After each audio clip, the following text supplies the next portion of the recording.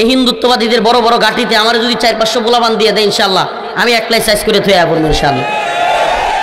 আমার যদি খালি দায়িত্ব দেয়। এখন তো সমস্যা হলো কয় হুজুর কামান বিমান মিসাইল কত আছে ভারতের জানেন? আমি কইবার ইতিহাস পড়ে দেখ, মর্দে মুজাহিদরা তৈরি হলে রসুল বলেছেন আমার উম্মতের কোনো বাহিনী যদি 12,000 হয়, কয় হাজার, 12,000 মুজাহিদ হয়, পৃথিবীর কোনো পরাশক্তি নাই যারা তাদেরকে পরাজিত করে। প্রধান উপদেষ্টা ভারতের বারবার হুমকির মুখে, ভারতের বিভিন্ন থ্রেট হুমকি ধমকি, সীমান্তে তাদের হাজার হাজার মানুষ এসা আমাদের সীমান্ত ভেঙে ফেলার অবস্থা, বিভিন্ন এলাকায় প্রশাসনের সাথে বাদানুবাদ ঝগড়া, তার মধ্যে আমাদের চট্টগ্রামে সাইফুল ইসলাম আলিফ ভাইকে হত্যা, সবকিছু মিলায়া প্রধান উপদেষ্টা বিভিন্ন রাজনৈতিক নেতা, ধর্মীয় নেতা, আলেম উলামা তাদেরকে ডেকেছে। জিনিসটা আমার ভালো লেগেছে। একসাথে সিদ্ধান্ত হবে, আমরা ভারতকে ভয় করি না, আমরা ইসরায়েলকে ভয় করি না, আমরা আমেরিকাকে ভয় করি না, আমরা আল্লাহকে ভয় করি, আল্লাহর গোলামি করি।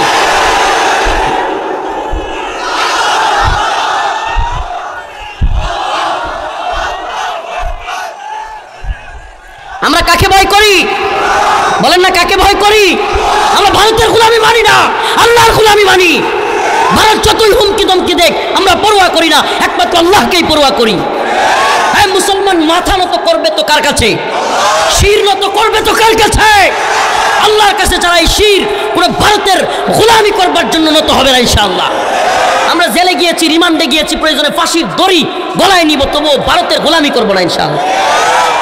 সত্যি কথা, এই কয়েকদিনে বিগত 5ই আগস্টের পরে এই কয়েকদিনে স্বাধীনতার একটু গ্রাণ পাইতেছি, ভাল লাগতেছে ভাই।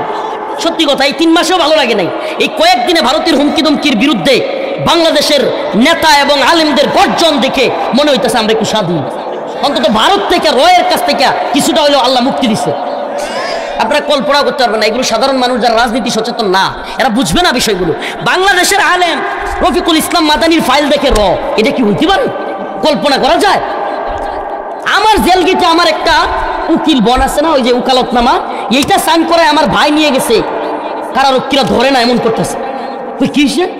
না না, মাদানির ফাইল নেওয়া যাবে না, রয়ের লোক আছে। কল্পনা করতে পারেন? মানে আমাদের ফাইলটা দেখে চেক করে। কি এক বাংলাদেশ তৈরি করছিল হাসিনা! এর চাইতে নির্লজ্জতা কি হইতে পারে যে আরেক দেশের গোলামি করতে গিয়া বাংলাদেশকে তাদের কাছে বিক্রি করে দেওয়া। আলহামদুলিল্লাহ 2024 হাসিনা মুক্ত হয় নাই, 2024 ভারতীয় দালালদের থেকে মুক্ত হয়েছে, থেকে আমরা মুক্তি পাইছি। আপনি কল্পনা, আমি সত্যি এই কয়েকদিন একটু স্বাধীনতার ঘ্রাণ পাইতেছি আলহামদুলিল্লাহ। এই জাতীয় ঐক্যের ডাক, উলামায়ে কেরামকে ডাকা, যে কোনো মুহূর্তে উম্মার যুব সমাজকে, আমাদের কাজটা কি? এই সরকারকে বলবো গোলামি করবেন, টনকেটন ইলিশ পাঠাবেন, আমরা কিন্তু আওয়ামী লীগের মতো আচরণ শুরু করবো আপনাদের সাথেও। আর যদি গোলামি বাদ দিয়া স্বাধীন স্বকীয়তা দেখান, আমরা আপনাদের সাথে আছি। শুধু সাথে না, প্রয়োজন হলে ময়দানে ঘুরে ঘুরে মুজাহিদ তৈরি করব, এদেশের জন্য, ইমানের জন্য, ভূখণ্ড রক্ষার জন্য মুজাহিদ বাহিনী তৈরি করবো আমরা ইনশাআল্লাহ।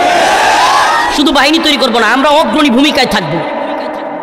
বেরাকে বেরাকে ঘুরে ঘুরে, ক্যাম্পে ঘুরে ঘুরে আমরা বয়ান করব, শাহাদাতের বয়ান। যুব সমাজকে শহীদ হওয়ার তামান্না তৈরি করে দিব, ঠাস করে ভারতের বাহিনীর মধ্যে ঢুইকা আত্মঘাতী হামলা করে সবগুলোর উড়াই দিব ইনশাআল্লাহ। এমন যুবক তৈরি করবো, এমন ইউনিট তৈরি করবো ইনশাআল্লাহ আমরা। আর এই ইউনিটের প্রথম স্থানে থাকবো আমরাই। প্রয়োজনে যদি ডাক আসে রফিকুল ইসলাম মাদানি তোমাকেই যেতে হবে, ওই বাহিনীর ভিতরে ঢুকে তোমাকে এদেরকে উড়াই দিতে হবে, ইনশাআল্লাহ আমরাই সবার আগে তৈরি থাকবো। আমরা সেই বাহিনী তৈরি করবো ইনশাআল্লাহ। তোরা তো বন্দুকের নলে, আমি তো মাঝে মাঝেই বলি, তোরা বন্দুকের নলে, মিসাইলের নলে তোরা কি দেখো? আগুন আর জাহান্নাম। আর আমরা দেখি বন্দুকের নলের মধ্যে শাহাদাত, আমরা বন্দুকের নলের মধ্যে দেখি জান্নাত। আসলে আল্লাহ পাক তো জালিমদেরকে এইভাবেই ধরেন। ফালা তাহসাবান্নাল্লাহা গাফিলান আম্মা ইয়ামালুজ জালিমুন ইন্নামা ইউআখিরুহুম লিয়াউমিন তাশখাসু ফীহিল আবসার মুহতিঈনা মুকনিঈ রুউসিহিম লা ইয়ারতাদ্দু ইলাইহিম তারফুহুম ওয়া আফিদাতুহুম হাওয়া। আরে জালেমরা কি আমি আল্লাহকে তাদের জুলুমের ব্যাপারে গাফেল মনে করে? আল্লাহ গাফেল নয়। ইন্নামা ইউআখিরুহুম লিয়াউমিন তাশখাসু ফীহিল আবসার, আমি তো তাদেরকে একটা সময় দেই। কি দেই? এটা যেন আল্লাহ বলতে চাইলেন আমি ছাড় দেই কিন্তু ছেড়ে দেই না। আল্লাহ কি করেন? ছাড় দেন কিন্তু কি করেন না। যত জুলুম আলেমদের সাথে হয়েছে, যত জুলুম এই শত শত মাজলুমদের সাথে হয়েছে, প্রত্যেকটার জবাব আল্লাহ পাক দিচ্ছেন। ঠিক ঠিক না? দুনিয়াতে তো দেখাচ্ছেন, এদের আখেরাতে তো এদের শাস্তি আছে। কি বলেন? আখেরাতে শাস্তি আছে না নাই? খিজিউম ফিল হায়াতিদ দুনিয়া, দুনিয়ার জিন্দেগিতে তো লাঞ্ছনা। দুনিয়ার জিন্দেগিতে কি অনেক পাওয়ারফুল মানুষ, অনেক ড্যাম কেয়ার মানুষ, তোরাই কেয়ার করতো না। সংবাদ সম্মেলনে কিংবা টকশোর মধ্যে মানুষকে হুমকি ধমকি দিত, আজকে সেই হুমকি দমকি দাতা দরবেশ বাবারা মাথার চুল দাড়ি কামায়াও কুলার পায় না। সুবহানাল্লাহ। টকশুর মধ্যে হুমকি দমকি দিত না, আজকে কি অবস্থা, দাড়ি কামাই না কামাইয়া গিয়েও বাঁচতে পারে না, আল্লাহ পাক ধরা খাওয়াই দেয়। সুবহানাল্লাহ। এই জন্য জুলুম করা যাবে না। এক্ষেত্রে প্রত্যেক দলের নেতাকর্মীদেরকে বলি, ওই দল আর এই দল না, সাবধান, মানুষের উপর কোনোভাবে জুলুম করা যাবে না। আমি সত্যি কথা, আমি কোনো নেতার কথা, আপনারা আমার তো ভালো রকম চিনেন, আওয়ামী লীগ হোক বিএনপি হোক অমুক দল তমুক দল, কোনো নেতাদের কথা জীবনেও আমি বলি না। কিন্তু দুইটা প্রোগ্রামেই চাচার এলাকায় এসে বললাম, এমন বিনয়ী একটা মানুষ, সত্যি আমি বলি। একদিন কি হয়েছে, একটা লোক একটু পাগল টাইপের, মানে জিহাদ মোনা, মাশাআল্লাহ, সে লাইক কমেন্ট দিত, ইয়া করতো, জেলে গেছে। তো সে একটু মানে অতিরিক্ত জেল খাটতে খাটতে মাথায় একটু সমস্যা হয়ে গেছে, কুকন ভাই নাম। তো তারে হসপিটালে নিছে। হঠাৎ করে আমরা নামাজে দাঁড়াবো, তো চাচা ওই যে খাবার যে দেয় ওরা বলতেছে, এই এদিকে আয়, কুকন কিন্তু খাইতে চায় না ইচ্ছা করিয়া, ও যে হসপিটালে আছে ওরা খাবার দিয়ে আসছস। আমার মনটা খুব ভরে গেছে, আমি বললাম মাশাআল্লাহ। আমি এই তথাকথিত রাজনৈতিক নেতাদের মধ্যে এই গুণাবলী কখনো দেখি নাই, কিন্তু আপনার মধ্যে দেখছি। আমি এই জন্য তার কথা কয়েকবার কেন বলছি, আগের প্রোগ্রামে বলছি, ওনার বাড়ির পাশে আল্লাহর বান্দার মধ্যে আমি চাইছিলাম, বাস্তব কথা বলি, আপনারা অনেকে বিরুদ্ধে যাবেন, আমি চাইছিলাম এই লোকটা রাজনীতিতে না থাকুক। এই গতানুগতিক তথাকথিত রাজনীতি, এটা যে কি পরিমাণ হিংসাত্মক আর কি পরিমাণ কাদা চোরাচুরি, এই সমস্ত মানুষগুলোর আমি কইছিলাম, চাচা আপনি গতানুগতিক রাজনীতি ছাইরা দিয়া সমাজের বিভিন্ন ধরনের কাজে লাইগা যান। কথা শুনে মাঝে মাঝে বৈশা বৈশা জিম মেরে শুনে, আল্লাহ পাক তার দিনের জন্য কবুল করুক বলে না আমি। এই যে উনি মাত্র বক্তব্য দিল না গজওয়াতুল হিন্দ নিয়ে, আমরা তো অনেকে বুঝেন নাই। আমার ওনার কণ্ঠের মধ্যে তার এই চাচার কণ্ঠটা ফুটে উঠতেছিল। মাঝে মাঝে আমি কারাগারেও বয়ান দিতাম, মানে আসামিরা একত্রিত হইতো, আমি বক্তব্য দিতাম, তখন এই যে ওনার মতো ঠিক করে উঠতো। আল্লাহর বান্দা আল্লাহ পাক কবুল করুক বলে না আমিন। যে আয়াতে কারিমা তিলাওয়াত করেছি, আল্লাহর কাছে চাওয়া, ইয়া আইয়ুহাল্লাযীনা আমানু ইয়া আইয়ুহাল্লাযীনা আমানু ইসতাঈনু বিস-সাবরি ওয়াস-সালাহ ইন্নাল্লাহা মা'আস-সাবিরিন। হে মুমিন বান্দারা, ইস্তাঈনু, তোমরা আল্লাহর কাছে চাও। কার কাছে? বিস-সাবরি ওয়াস-সালাহ, সবর এবং নামাজের মাধ্যমে। সুবহানাল্লাহ। কিসের মাধ্যমে? সবর এবং নামাজের মাধ্যমে। বন্দিরা বলতো, আব্দুল সালাম পিন্টুর রাত্রের কান্নার কারণে আমরা পাশের রুমে ঘুমাইতে পারি না। বন্দিরা চিল্লায় কান্ত, তাহাজ্জুদ করে চিল্লায় কান্দে, আমি পর্যন্ত আওয়াজ শুনছি। হ্যাঁ, তাহাজ্জুদ পড়ে চিল্লায় কান্ত, আল্লাহ আমার মুক্তি দাও। মাঝে মাঝে সকালবেলায় গিয়ে আমার হাতাইতাম, বাবা আর কান্দেন না, আল্লাহ আপনার মুক্তি দিব ইনশাআল্লাহ। এত মানে এই যে কারাগার মানুষকে, আমরা এই জন্য আমি একটা গজল গাইতাম মাঝে মাঝে, কারাগার সে তো বন্দিশালা নয়, এ তো একাত্ম শুদ্ধির ঘর, ইবাদতের এক নীরব পরিবেশ। সুবহানাল্লাহ। মানে কারাগারে আপনি যদি চান ইবাদত করতে, আল্লাহর সাথে একাগ্র চিত্তে কান্না করতে, আল্লাহর কাছে কিছু চাইতে, এর চাইতে উত্তম জায়গা আর নাই, এর চাইতে উত্তম জায়গা আর নাই। আল্লাহর কাছে চাওয়া, আল্লাহর কাছে পাওয়া। আসলে কার জীবনে কি হবে এটা আমি আপনি জানি না। এই কারাগার আমাদেরকে একটা শিক্ষা দিয়েছে, এই দুনিয়া কিছুই না, এই দুনিয়ার ভাই বোন আত্মীয় স্বজন কেউ কিছু না। দুনিয়ায় বিপদে পড়লে একমাত্র পাশে পাওয়া যায় আল্লাহকে। কাকে পাশে পাওয়া যায়? আল্লাহকে। এই যে আল্লাহর জন্য মুহাব্বতে, আপনাদের এলাকার অনেক বড় নেতা, কিছু হাদিয়া পামু এই আশায় কথাগুলো বলতেছি না, আমি কোনো জায়গায় গিয়ে কোনো নেতাকে নিয়ে আজ পর্যন্ত কথা বলছি, এটা আমার যারা চিনে মোটামুটি এরা জানে, সব জায়গায় গিয়া যেই দলের নেতাই হোক আমি বিরোধিতা করবার চেষ্টা করি। কিন্তু এই জন্য কথাগুলো বললাম যে আগামী দিনে আপনারা তারে নিয়ে নাইচ্ছা জয় বাংলা জয় বঙ্গবন্ধু করে দিয়ে না। এই লোকটা যদি আল্লাহ পাক নিয়ে আসে, আল্লাহ পাক যেন সৎ রাখে, তাকে আদর্শের সাথে জীবন যাপন করে দুনিয়া ত্যাগ করতে পারে। এই জন্য আপনাদের কাছে এই কথাগুলো বলা। সামসা একদল তৈরি হয়ে যায়, চামচামি করে নেতাদের চরিত্র খারাপ বানায় ফেলে। সামসামি করা যাবে না। আদর্শের উপর মানুষ যেন টিকে থাকতে পারে, আদর্শিক মানুষ যেন আমরা হতে পারি, দিনের পক্ষের মানুষ যেন আমরা হতে পারি। আমাদের রাজনৈতিক নেতারাও যেন এই কথা বলে, হিন্দুত্ববাদী ব্রাহ্মণ্যবাদী তাগুতি শক্তির বিরুদ্ধে যদি জিহাদ করতে হয়, আলেমদের ডাকে আমরাও ময়দানে যেতে প্রস্তুত। আমরা এই আশা আপনাদের কাছে চাই। আর আলেমরা জিহাদের ডাক দিবে আর আপনারা জঙ্গি করে জেলখানায় নেবেন, এগুলো হইলে কয়েকদিন পরে এই নেতাদেরকে জনগণ ধরে ধরে পিটাবে। কারণ কি? কারণ আলেমদের ডাকে যদি আওয়াম সারা না দেয়, এই মাঝখানে যদি কোনো নেতা বিরোধী হয়ে যায়, এ বেশি দিন জনপ্রিয়তা ধরে রাখতে পারবে না, বেশি দিন একে মানুষ পছন্দ করবে না। আজকে আমার একটা জিনিস খুব ভালো লেগেছে, প্রধান উপদেষ্টা ভারতের বারবার হুমকির মুখে, ভারতের বিভিন্ন থ্রেট, হুমকি ধমকি, সীমান্তে তাদের হাজার হাজার মানুষ এসা আমাদের সীমান্ত ভেঙে ফেলার অবস্থা, বিভিন্ন এলাকায় প্রশাসনের সাথে বাদানুবাদ ঝগড়া, তার মধ্যে আমাদের চট্টগ্রামে সাইফুল ইসলাম আলিফ ভাইকে হত্যা, সবকিছু মিলায়া প্রধান উপদেষ্টা, বিভিন্ন রাজনৈতিক নেতা, ধর্মীয় নেতা, আলেম উলামা তাদেরকে ডেকেছে। জিনিসটা আমার ভালো লেগেছে। একসাথে সিদ্ধান্ত হবে, আমরা ভারতকে ভয় করি না, আমরা ইসরায়েলকে ভয় করি না, আমরা আমেরিকাকে ভয় করি না, আমরা আল্লাহকে ভয় করি, আল্লাহর গোলামি করি।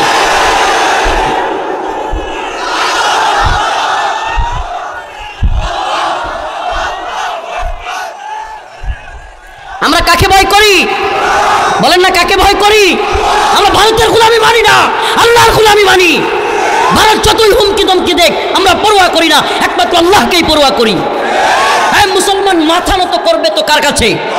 শির নত করবে তো কার কাছে? আল্লাহর কাছে। যারা এই শির পুরো ভারতের গোলামি করবার জন্য নত হবে না ইনশাআল্লাহ। আমরা জেলে গিয়েছি, রিমান্ডে গিয়েছি, প্রয়োজনে ফাঁসির দড়ি গলায় নিব, তবুও ভারতের গোলামি করবো না ইনশাআল্লাহ। সত্যি কথা, এই কয়েকদিনে বিগত 5ই আগস্টের পরে এই কয়েকদিনে স্বাধীনতার একটু ঘ্রাণ পাইতেছি, ভাল লাগতেছে ভাই। সত্যি কথা, এই 3 মাসেও ভালো লাগে নাই। এই কয়েকদিনে ভারতের হুমকি ধমকির বিরুদ্ধে বাংলাদেশের নেতা এবং আলেমদের গর্জন দেখে মনে হইতেছে আমরা একটু স্বাধীন। অন্তত ভারত থেকে, রয়ের কাছ থেকে কিছুটা হলেও আল্লাহ মুক্তি দিছে। আপনারা কল্পনা করতে পারবেন না, এগুলো সাধারণ মানুষ যারা রাজনীতি সচেতন না, এরা বুঝবে না বিষয়গুলো। বাংলাদেশের আলেম রফিকুল ইসলাম মাদানির ফাইল দেখে এটা কি হইতে পারে? কল্পনা করা যায়? আমার জেল গেটে আমার একটা উকিল বোন আছে না, ওই যে উকালতনামা, এইটা সাইন করে আমার ভাই নিয়ে গেছে, কারারক্ষীরা ধরে না এমন করতেছে। তুই কি হয়েছে? না মাদানির ফাইল নেওয়া যাবে না, রয়ের লোক আছে। কল্পনা করতে পারেন? মানে আমাদের ফাইলটা দেখে, চেক করে। কি এক বাংলাদেশ তৈরি করছিল হাসিনা! এর চাইতে নির্লজ্জতা কি হইতে পারে যে আরেক দেশের গোলামি করতে গিয়া বাংলাদেশকে তাদের কাছে বিক্রি করে দেওয়া। আলহামদুলিল্লাহ 2024 হাসিনা মুক্ত হয় নাই, 2024 ভারতীয় দালালদের থেকে মুক্ত হয়েছে, থেকে আমরা মুক্তি পেয়েছি। আপনি কল্পনা, আমি সত্যি এই কয়েকদিন একটু স্বাধীনতার ঘ্রাণ পাইতেছি আলহামদুলিল্লাহ। এই জাতীয় ঐক্যের ডাক, উলামায়ে কেরামকে ডাকা, যে কোনো মুহূর্তে উম্মার যুব সমাজকে, আমাদের কাজটা কি? এই সরকারকে বলবো গোলামি করবেন, টনকেটন ইলিশ পাঠাবেন, আমরা কিন্তু আওয়ামী লীগের মতো আচরণ শুরু করবো আপনাদের সাথেও। আর যদি গোলামি বাদ দিয়া স্বাধীন স্বকীয়তা দেখান, আমরা আপনাদের সাথে আছি। শুধু সাথে না, প্রয়োজন হলে ময়দানে ঘুরে ঘুরে মুজাহিদ তৈরি করব, এদেশের জন্য, ইমানের জন্য, ভূখণ্ড রক্ষার জন্য মুজাহিদ বাহিনী তৈরি করবো আমরা ইনশাআল্লাহ। শুধু বাহিনী তৈরি করবো না, আমরা অগ্রণী ভূমিকায় থাকবো। বেরাকে বেরাকে ঘুরে ঘুরে, ক্যাম্পে ঘুরে ঘুরে আমরা বয়ান করব, শাহাদাতের বয়ান।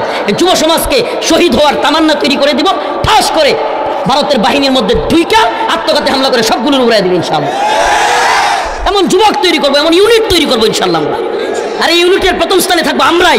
প্রয়োজনে যদি ডাক আসে রফিকুল ইসলাম মাদানি, তোমাকেই যেতে হবে, ওই বাহিনীর ভিতরে ঢুকে তোমাকে এদেরকে উড়াই দিতে হবে, ইনশাআল্লাহ আমরাই সবার আগে তৈরি থাকবো। আমরা সেই বাহিনী তৈরি করবো ইনশাআল্লাহ।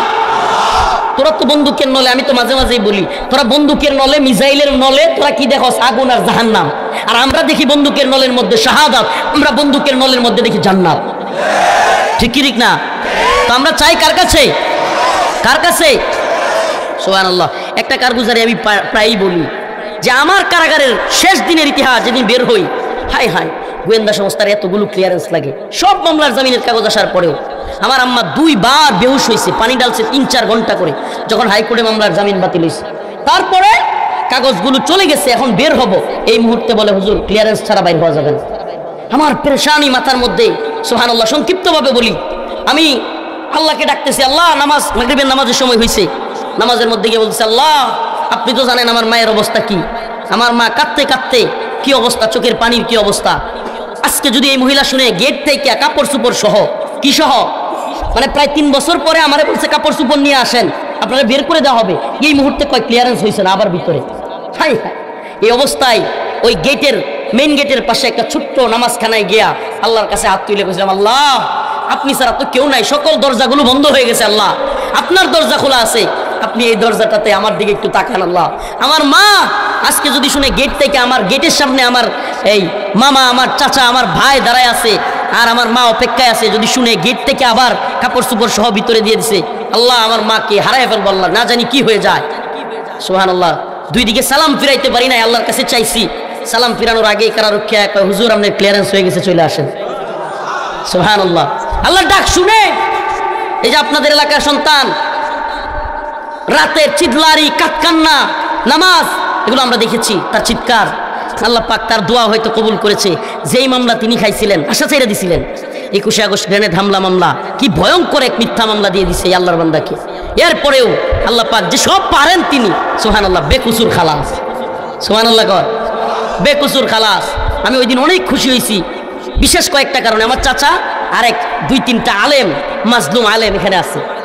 আপনার আকবর কমপ্লেক্সের প্রথম প্রতিষ্ঠাতা যিনি, আকবর কমপ্লেক্স বড় মাদ্রাসার, যেই মাদ্রাসার শ্রম গাম সব কিছু এই আলেমের আছে, মুহাদ্দিস মুফতি আবু তাহের রহমানী সাহেব।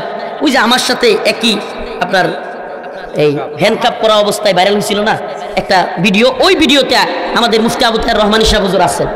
ওই আবু তাহের রহমানী সাহেব হুজুর একই মামলার নিরপরাধ মানুষ, একজন আলেম, এত বড় মাদ্রাসার একজন মুহাদ্দিসকে ধরে নিয়ে আসছে মিথ্যা মামলা দিয়ে, ধরে নিয়ে আসছে আরো অসংখ্য সাধারণ আলেমকে। এই আমার চাচার সাথে তারাও মামলায় জড়িত, আলহামদুলিল্লাহ তারাও বেকসুর খালাস পাইছে। কারণ মিথ্যা চিরজীবন টিকে না, সত্যের জয় একদিন কি হয়, একদিন সত্যের জয় হয়েছে। আমি ওই দিন সারাদিন একটা খুশির মুডে ছিলাম, সত্যি কথা, সারাদিন খুশির মুডে, এত আনন্দ লাগছে। এই আলেমগুলোরে দেখে আসছি, এ আল্লাহর বান্দারা কি কষ্ট যে করছে, আমাদের যে কি কষ্ট গেছে। শেখুল হাদিস আল্লামা মামুনুল হক দামাত বারকাতুহু একটা কারগুজারি মনে পড়ছে বলি, ওনার অভ্যাস ছিল প্রতিদিন যাই হইতো কারাগারে কিংবা রিমান্ডে এগুলো লিখে রাখতো। কি করতো? কিন্তু আমাদের বিশেষ বন্দী যারা, তাদের রিমান্ডে কিংবা বিশেষ রুমে খাতা কলম নিষিদ্ধ ছিল। এর সাথে আর বর্বরতা হইতে পারে না আর কি। প্রথম 2 দিন গাজীপুরে আমারে কোরআন পর্যন্ত দেয় নাই, কোরআন শরীফটা পর্যন্ত দেয় নাই গাজীপুর কারাগারে। কি দেয় নাই? এটা বিশ্বাসযোগ্য? এটাই বিশ্বাস করতে হবে। কারণ বাংলাদেশ তো আপনারা দেখছেন, হাসিনা ক্ষমতায়, আওয়ামী লীগ ক্ষমতায় তো ছিল ক্ষমতায় ছিল কারা? যারা কোরআনের বিদ্বেষী, যারা কোরআনকে পছন্দ করে না। প্রথম 2 দিন আমাকে কোরআনও দেয় নাই। তো শায়েখ কোনো গোপনভাবে একটা কলম আর খাতা নিছে, যেমনি হোক প্রতিদিন লিখতেন কারাগারে। হঠাৎ করে আজকে মনে পড়ছে, কারণ একটা মেসেজ দিয়েছিল, তো মনে পড়ছে, তো আজকে কি হয়েছে সব লিখতেন। তো আমার ওই দিন লো প্রেশার হয়েছে, এটাও লিখছেন যে রফিকের মানে হঠাৎ করে আমার এক এডিসি ডিবির এই বদমাশা গালিগালি শুরু করছে। সে আমার ইউনিটের না, মানে আপনারা যারা রিমান্ডে যান নাই তারা বুঝবেন না। ডিবি রিমান্ডে কিংবা বিভিন্ন রিমান্ডে 3-4 জনের করে একটা স্কোয়াড থাকে। কি থাকে? জিজ্ঞাসাবাদের জন্য। আমার যে স্কোয়াড, সেই স্কোয়াডের না হয়েও আরেকটা এডিসি এসে আমার গালাগালি শুরু করছে। গালাগালি তো করছেই, এভাবে ছেড়ে বসে আছি, থাপ করে একটা থাপড় মারছে, মেরে একেবারে ফেলে দিচ্ছে, এমন অবস্থা, খুব ব্যথা পাইছি। এখন ডিবির যে প্রধান তৎকালীন হাফিজ আক্তার, তার কানে এই খবর গেছে। তো খবর যাওয়ার পরে আমার এমনিতেই একটু লো প্রেশার ছিল, কয়েকদিন টানা না খাইতে বন্দি অবস্থায়, মানে আম্মার কথা মনে পড়তো, আর চরমভাবে মন খারাপ হইতো, খাওয়া দাওয়া নাই, একেবারে লো প্রেশার, যেটা অভাবনীয়। নিচেরটা 45, উপরেরটা মাত্র 70, কল্পনাও করা যায় না। কিন্তু যখনই ওরা প্রেশার মাপাইছে, হাফিজ আক্তার একবার পাগলের মতো হয়ে গেছে। এডিসি যেটা শুনছে যে গালি দিচ্ছে, থাপ্পড় দিচ্ছে, ওটার ধরে আনছে, একেবারে মা বাপ তুইলা গালাগালি, মানে ওই গালিটা আমি দিতে পারতেছি না এখন, এমন গালাগালি। তুই জানোস এখন যদি মইরা যায় মাদানি তোর কি হইব, কি সর্বনাশ করছস, পেপু বাসি শুরু করছে, তাড়াতাড়ি করে অ্যাম্বুলেন্স আছে আমারে। তো শায়েক ওগুলো লিখছে, কি করছে, ওগুলো লিখছে। এখন শায়েক করতেন কি, সাক্ষাতে কেউ আসলেই এই লেখাগুলো আবার দিয়ে দিতেন। কি করতেন? দিয়ে দিতেন, যাতে করে ওগুলো আবার যদি নিয়ে যায়। তো আমরা ডিবি রিমান্ড থেকে কেরানীগঞ্জ কারাগারে যাচ্ছি। এই মুহূর্তে কারাগারের এদের নির্যাতন একটু বর্ণনা দিচ্ছি আপনাদেরকে, যেহেতু স্মরণ হয়েছে। কারাগারের গেটে এমন চেক শুরু করছে, আমি তো জানি শায়েকের কাছে কাগজ আছে, এমন চেক শুরু করছে, সারা শরীর কোট খুলতেছে, এমনকি মানে বললে আপনারা কি বলবেন, লুঙ্গি খুলে এমনি দেখতেছি, লুঙ্গি এভাবে খুইলা মাথা ভিতরে ঢুকে এমনি দেখতেছি। কল্পনা করা যায় আলেমদের এই নির্লজ্জের দল। কারণ আমার যখন এই অবস্থা করছে, আমি কাছে ওটা একটু আড়ালে হাই, সামনাসামনি মানুষের এইদিকে। আমি আরেক গোয়েন্দা সংস্থার লোক, চাচা শুনেন, আপনি আরেক গোয়েন্দা সংস্থার লোক, ও কি করছে, আমার হ্যাঁ এত মাতবুরি করস, প্রধানমন্ত্রী মানি না, রাষ্ট্রপতি মানি না, বক্তব্য দেশ, মানে তুই তো গাড়ি শুরু করছে। আমি প্ল্যান করে সিস্টেমে, আমি তো জানি শায়েককে চেক করলে কাগজটা পাইবো, আমি তো জানি। আমি কি করছি, আচ্ছা একটা সুযোগও পাইছি, তোর লোকে ঝগড়া লাগাবো। শায়েক মিয়া, আমি বলছি আমি এখন কারাগারে আছি, আপনি এনে ঝগড়া করতেছেন কেন? মানে আমার বিষয় হলো, আমি ঝগড়া টগড়া কইরা ওরা উস্কাইয়া দিলে শায়েক আর চেক করবো না। আমি এমন চেক করছি, এর ফাঁকে আল্লাহর বান্দা, একটু দেখায় আপনাদেরকে, আল্লাহর বান্দাই করছে কি, কাগজটারে আস্তি কইরা পকেট থেকে লইয়া আস্তি করে এইভাবে বাইর কইরা মাস্কের ভিতরে তুলে দিছে। আমি কিন্তু এটা লইয়া ঝগড়া করতেছি, গোয়েন্দা সংস্থার লোকের সাথে আর ধমকাইতেছে, সাহেব রফিক রফিক ঝগড়া করিও না, আর ওইদিকে সাহেব কাজ করতেছে। তো এরা কি পরিমাণ জুলুম করেছে সুবহানাল্লাহি ওয়া বিহামদিহি, এটা বোঝানোর উদ্দেশ্য ছিল আপনাদের। আমরা খাতা কলম পাই নাই, এমন কি কাপড় লুঙ্গি পর্যন্ত, আপনার ডিবি হারুনের ঘটনা তো অনেকেই শুনছেন, এগুলো আর নতুন করে বলবার দরকার নাই। এরা এমন নির্যাতন আলেমদের সাথে করছে। ওই কয়েকদিন আগে আমাদের এলাকার এক আওয়ামী লীগ নেতা আমার ফোন দিচ্ছে, লোকটা ইসলামপন্থী, বিলাসপুরে বড় মাহফিলটা করি না, এই মাহফিলের সভাপতি থাকে, মানে খুব এমনি আওয়ামী লীগ নেতা। আমার ফোন দিচ্ছে হঠাৎ করে, আমি বলছি কি মা তো পালাইলো এতিম পোলাপানের তুইয়া, কি অবস্থা? বাবা আর কইেন না, লজ্জা দিয়েন না। আমি বলছি কে? বাবা আসলে সত্যি কথা মুখ্য কন, আসলে কি জানেন, আমগরে এই পোলাপানে পতন ঘটায় নাই, কেউ আন্দোলন করে পতন ঘটায় নাই, আওয়ামী লীগের উপরে আল্লাহর গজব পড়ছে। বিলাসপুরের আমি যে মাদ্রাসা পরিচালনা করি, ওই মাদ্রাসার সভাপতি ছিল, এমনি আওয়ামী লীগের মানুষ হলেও খুবই দিনদরদি মানুষ। মাহফিলে যখন আলেমদেরকে বাধা দিত উনি বিরোধিতা করতেন, কয় আসলে কেউ আমগর পতন করায় নাই, আমগর আল্লাহর গজব পড়ছে। তো এই যে উনি বুঝছে যে আলেমদেরকে এভাবে নির্যাতন নিপীড়ন করবার কারণে আল্লাহ পাক, যে আল্লাহ ফিরাউন নমরুদকে মশা দিয়া সাইজ করতে পারে, সে ছাত্র ঘরে দিয়া লেডি ফিরাউন হাসিনারে সাইজ করতে পারবো না? কি ফিরাউন? লেডি ফিরাউন। এই লেডি ফিরাউনকে আল্লাহ সাইজ করে দিয়েছে সুবহানাল্লাহি ওয়া বিহামদিহি। তো আল্লাহ পাকের গজব কখন আসে? যখন আল্লাহর বিরুদ্ধে যুদ্ধ ঘোষণা করে। আমরা কি আল্লাহর বিরুদ্ধে যুদ্ধ ঘোষণা করব, নাকি আল্লাহ পাকের পক্ষে থাকবো, ঈমানের পক্ষে থাকবো? প্রিয় হাজিরিন, ঘটনাটা মনে বললাম, কিন্তু চাওয়া লাগবে কার কাছে? আয়াতে কারিমা যেটা তিলাওয়াত করেছি, ইয়া আইয়ুহাল্লাযীনা আমানুস্তাঈনু বিস-সাবরি ওয়াস-সালাহ ইন্নাল্লাহা মা'আস সাবিরিন। আল্লাহ পাক বলেন সবর এবং নামাজের মাধ্যমে তোমরা আল্লাহর কাছে চাও। সবর তিন প্রকার, সবর আনিল মাসিয়াত, সবর আনিত তাআত, সবর আনিল মুসিবা। সবর কয় প্রকার? তিন প্রকারের সবর। এক প্রকারের সবর বিপদে পড়লে, মুসিবতে পড়লে, সন্তান মারা গিয়েছে, জেলখানায় চলে গিয়েছেন, টাকা পয়সা হারায় গিয়েছে, ভাই অসুস্থ হয়ে গিয়েছে, মা অসুস্থ হয়ে গিয়েছে, বিভিন্ন ধরনের মুসিবত আসতে পারে। ওই সময় আল্লাহর কাছে প্রতিদান আশা করে, একমাত্র প্রতিদান দেওয়ার মালিককে, এই বিশ্বাস নিয়ে সবর করা, এটাকে বলে সবর আনিল মুসিবা, সবর আনিল। আরেকটা সবর হলো সবর আনিত তাআ, অনুসরণের সবর। সেটা কি?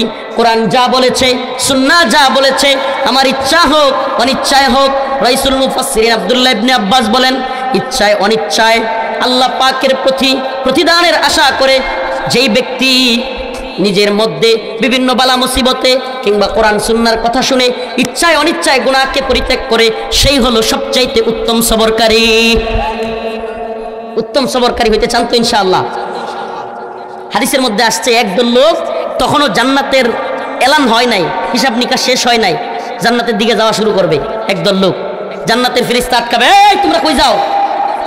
ফেরেশতাকে তারা বলবে, কেন আপনি কি জানেন না?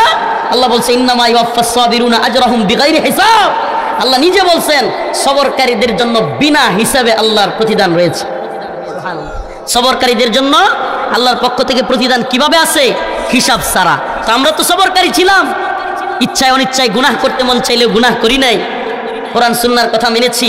এই ফজরের নামাজ ভীষণ কষ্ট হয়, ভীষণ কষ্ট হয় ফজরের সময়, শীতের দিনে, তবু আল্লাহর কথা মানতে গিয়া কম্বলটাকে ফেলে দিয়া এই ঠান্ডা পানি দিয়া ওযু করে নামাজ পড়েছি। সুবহানাল্লাহ। হে প্রিয় যুব সমাজ, নামাজ পড়বেন তো ইনশাআল্লাহ? নামাজ পড়বেন তো? নামাজ ছাড়বেন না তো? রাসূল বলেছেন, মান সাল্লা সালাতাল ফজর যিম্মাতুল্লাহ, যেই ব্যক্তি ফজরের নামাজ আদায় করলো সে আল্লাহর জিম্মায় চলে গেল। সুবহানাল্লাহ। কার জিম্মায়? আল্লাহর জিম্মায় চলে গেল। আমরা নামাজের মাধ্যমে, সবরের মাধ্যমে আল্লাহর কাছে চাইবো। কার কাছে? দুইটা উদাহরণ বললাম, আমি নিজের উদাহরণ বললাম, কারাগারের ক্লিয়ারেন্স হয় না, আল্লাহর কাছে চাইলাম, সাথে সাথে ক্লিয়ারেন্স। সুবহানাল্লাহ। আপনাদের নেতা, আপনাদের এলাকার সন্তান, সে আল্লাহর কাছে চাইলো, এমন এক ভয়ঙ্কর মামলা থেকে আল্লাহ খালাস দিয়ে দিছে। সুবহানাল্লাহ। কে দিছে এটা? আল্লাহ দিছে। সুবহানাল্লাহ। আমরা কল্পনা করতে পারি নাই, কোন নেতাও বলতে পারবে না 5 আগস্টের 2 দিন আগেও কল্পনা করছে হাসিনা এইভাবে পালাইবে, কল্পনাও করি নাই আমরা। আল্লাহ চাইলে সব পারে। সুবহানাল্লাহ। আল্লাহ চাইলে সব পারে। ওয়ালা তাকুলু লিমান ইউকতালু ফি সাবিলিল্লাহি আমওয়াত।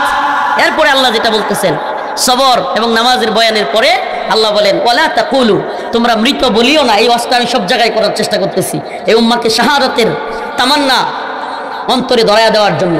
আল্লাহ বলেন ওয়ালা তাকুলু, ওয়ালা তাকুলু, তোমরা বলিও না, বলাও নিষেধ, লিমা ইউকতালু ফি সাবিলিল্লাহি আমওয়াত, যারা আল্লাহর রাস্তায় জীবন দেয় তাদেরকে তোমরা মৃত বলিও না। মৃত বলাও নিষেধ। আল্লাহর রাস্তায় যারা জীবন দেয় তারা কি না? মৃতই না। সুবহানাল্লাহ। তারা কি তাইলে? বাল্লাহিয়া, বরং তারা জীবিত। ওয়ালাকিল্লা তাশউরুন, তোমরা সেটা অনুধাবন করো না, বুঝো না। আল্লাহ বলেন তারা জীবিত। কিরকম? আমার ভাই সাইফুল ইসলাম আলিফ, সুবহানাল্লাহ, সনাতন ধর্মী হিন্দুদের ইসকনের লোকদের হাতে শহীদ হয়েছে। আমরা শহীদ হিসেবে ধরি, আল্লাহ কবুল করুক, বলেন আমিন। আল্লাহর বান্দাকে গোসলও করায় নাই। কি করে নাই? গোসল ছাড়া যেই কাপড়ে তাকে হত্যা করা হয়েছিল, যেই কাপড়ে রক্ত লেগে আছে, সেটা সহই তার জানাজা পড়ানো হয়েছে। যদি আল্লাহ তাকে শহীদ হিসেবে কবুল করে, দুনিয়াতে তো আমরা দেখছি সে মারা গেছে, কিন্তু আল্লাহ তার আত্মাটাকে নিয়ে জান্নাতের সবুজ পাখির ভিতরে ছেড়ে দিচ্ছে। শহীদ, আই সুবহানাল্লাহ, আই সুবহানাল্লাহ, জান্নাতের সবুজ পাখি হইয়া ঘুরতেছে, উড়তেছে, যা মন চায় খাইতেছে। এবার জান্নাতের ল্যাম্পপোস্টে, সরি, আল্লাহ পাকের আরশের নিচে ল্যাম্পপোস্টে গিয়ে সে বসেছে। আল্লাহ বলে বান্দা আর কি চাস? শহীদ বলে আল্লাহ আর কিছু চাই না, অনেক তো দিছেন, সুবহানাল্লাহ, আর কিছু চাই না। আল্লাহ বলে বান্দা সবচাইতে আকর্ষণীয় মুহূর্ত হবে এবার তোর সাথে আমার সাক্ষাৎ। সুবহানাল্লাহ, সুবহানাল্লাহ বলেন। শহীদ হইতে রাজি আছেন তো? এই দুনিয়া আমাদেরকে কি দিতে পারে বলেন? দুনিয়া কি দিতে পারে? এই যশ, খ্যাতি, টাকা পয়সা, বাড়ি গাড়ি চলে গেলে কিছুই থাকে? কিছুই থাকে? কিচ্ছু থাকে না।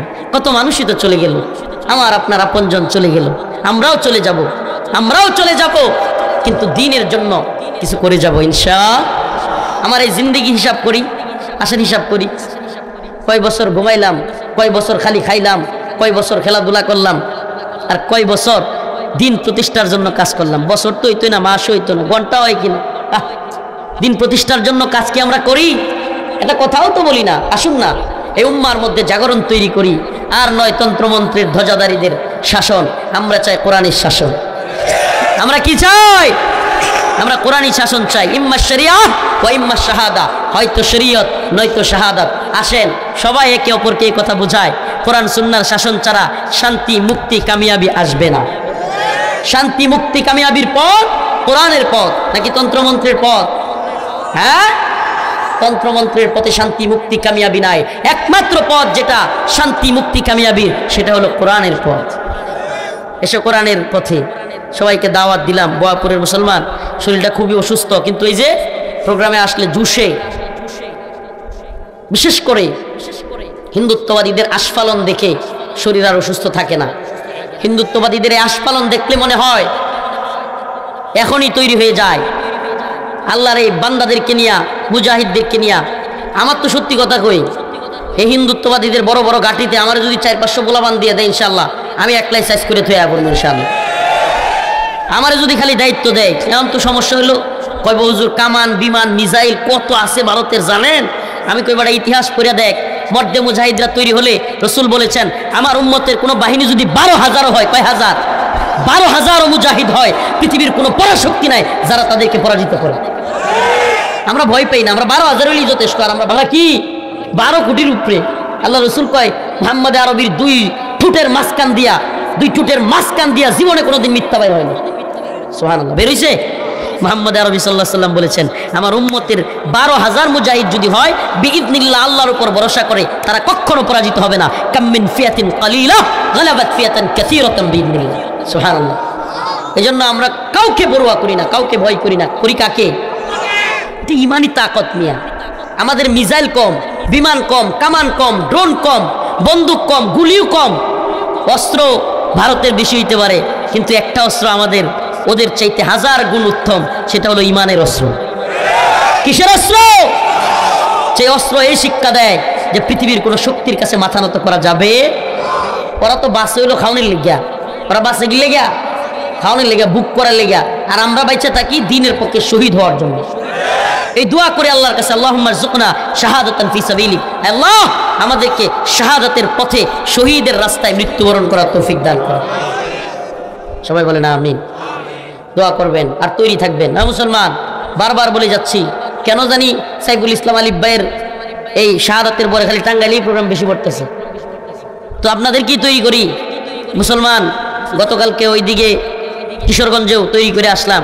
আমি তো যুবকদের বাহিনী চাই, যেই বাহিনী বললেই দাঁড়াবে, বললেই বসবে, বললেই শহীদ হওয়ার জন্য একেবারে হিন্দুত্ববাদীদের ব্যারাকের ভিতরে ঢুকে যাবে ইনশাআল্লাহ, সবগুলোর একসাথে উড়াইয়া দিবে ইনশাআল্লাহ। মনে করিয়েন না ওই নেতা যে পালায় গিয়া কিংবা বিভিন্ন গুহার মধ্যে লুকায় থাইকা কর্মীরারে বলবে ডোনাল্ড ট্রাম্পের ছবি লয়ে নাম, আমরা এই নেতা না। আমরা সামনে থাকবো সামনে থাকবো, তৈরি করব যুবকদেরকে। যদি ডাক আসে যুবকরা, বোয়াপুরের মুসলমান তৈরি আছেন তো? যুবক আপনাদের প্রতি একটাই আশা, প্রিয় যুবক ভাইয়েরা, তোমাদের প্রতি এই একটাই আমাদের আশা, তামান্না। দুনিয়ার রঙিন স্বপ্ন দেখা বাদ দাও, দুনিয়ার রঙিন স্বপ্ন দেখা বাদ দাও, শাহাদাতের তামান্নায় নিজেদেরকে উজ্জীবিত করো। একটাই তোমাদের প্রতি চাওয়া, ডাক আসলে আখেরাতমুখী হয়ে শহীদ হওয়ার আশায়, তামান্নায়। আরে এক বড় তামান্না রে ভাই, এই জজবা অন্তরের ভিতরে লাগলে আর কিচ্ছু ভালো লাগবে না। সুবহানাল্লাহ ওয়া বিহামদিহি, কিচ্ছু ভালো লাগবে না। শাহাদাতের তামান্না, এই শাহাদাতের তামান্নায় উজ্জীবিত জাতিকে পরাজিত করবে এমন কোন কামান বিমান আছে রে? আছে? নাই। শাহাদাতের তামান্নায় উজ্জীবিত যুব সমাজকে রুখবে সাধ্য নাই। ওই যে কইছিল না আজকে প্রধান উপদেষ্টা ইউনূস সাহেবের একটা কথা আমার খুব ভালো লাগছে। ওই যে পুলিশ একটা স্বরাষ্ট্রমন্ত্রী কামাল রেগিয়া কইছিল যে মারি একটা পরেও একটা, কিন্তু আরো 4-5টা কি করে আগায় আসে। মারিও একটা, মরেও একটা, পড়িয়া থাকেও একটা, বাকিটি যায় না, আরো আগায় আসে। তো এখন মারি একটা, আয়ে 4টা, প্রধান উপদেষ্টা কয় এখন আইব 40টা। তা আমরা কি বলি, তোরা আমাদেরকে মারতে পারবি কিন্তু থামাইতে পারবি না। আমার একটা জিনিস অনেক ভালো লাগছে, হাসিনা পালায়া যাওয়ার চাইতে খুশি হয়েছি যে জিনিসটা, এই উম্মার যুব সমাজ ট্যাঙ্কের সামনে, বিমানের সামনে, হেলিকপ্টারের সামনে, বন্দুকের সামনে দাঁড়াইতে শিখছে। সুবহানাল্লাহ, এটা খুব ভালো লাগছে। আগে ফিলিস্তিনে দেখতাম এই ট্যাঙ্কের সামনে ছোট ছোট পাথর লইয়া গুলাই লইয়া গিয়ে মারতেছে, আর আমরা 2024 সালে কি দেখলাম, ফুটলা পুলিশ গিয়া ছোট ছোট বাচ্চা গিয়া ফাটের মধ্যে বসে মারতেছে। সুবহানাল্লাহ কন্যা, এই সাহস দেখে ভালো লাগতেছে। এই যুব সমাজ দরকার আমাদের, এই যুব সমাজ দরকার, এই যুব ইউনিটি দরকার। নতুন কোনো জালিমের টাইম নাই যদি এইভাবে যুব সমাজ একত্রিত থাকে। আল্লাহ পাক আমাদেরকে তৌফিক দান করুন।